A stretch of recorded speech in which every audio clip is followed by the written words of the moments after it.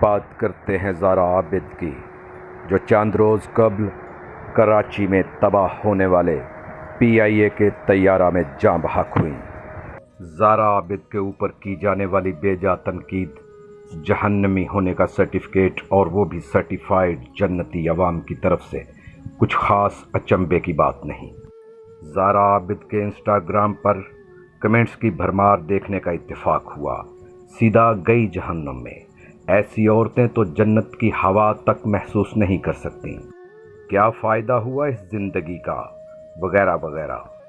یہی وہ قوم ہے جس کا پورن سائٹس کی تلاش میں شمار پہلے 10 نمبروں میں آتا ہے، جہاں پر چائلڈ پورن کی ڈیمانڈ سر فہرست ہے، جہاں پر ہر روز 10 بچوں کو زیادتی کا نشانہ بنانے کے بعد مار دیا جاتا ہے، جہاں اعتکاف میں بیٹھے 15 سالہ بچے کے ساتھ زیادتی ہوئی۔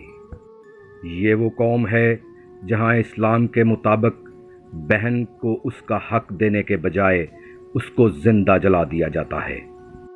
ارے یہ قوم ہر عورت کے جنت یا دوزخ میں جانے کا فیصلہ قیاس آرائی یا گمان پہلے سے ہی کر لیتے ہیں۔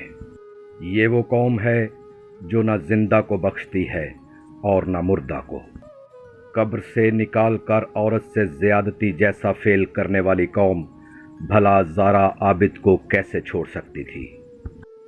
سنا تھا اللہ ہی وہ واحد مالک ہیں، سنا تھا وہ بڑے رحمان و رحیم ہیں، بڑے سے بڑا گناہ وہ معاف کر دیتے ہیں۔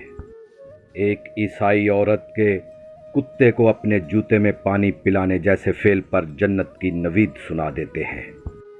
میرا رب تو وہ ہے جو اپنی مخلوق کو بخشنے کے بہانے تلاش کرتا ہے۔ اس رحیم اللہ کے بے رحم بندے خود سے ہی خدائی کا بول بالا کر بیٹھے ہیں۔ میرا یہ کامل یقین ہے کہ سزا و جزا کا فیصلہ رب کریم ہی کریں گے، مگر یہ زمینی خدا جو خود محتاج ہیں اگلی سانس تک کے لیے، کیسے جنتی و جہنمی ہونے کے سرٹیفکیٹ بانٹ رہے ہیں؟ سبحان اللہ۔ اللہ اپنی رحمت کا معاملہ فرمائے، اللہ مغفرت کا معاملہ فرمائے، مرحومہ کی اور ہماری اخلاق سے محروم قوم کے ساتھ ہدایت کا معاملہ فرمائے، آمین ثم آمین۔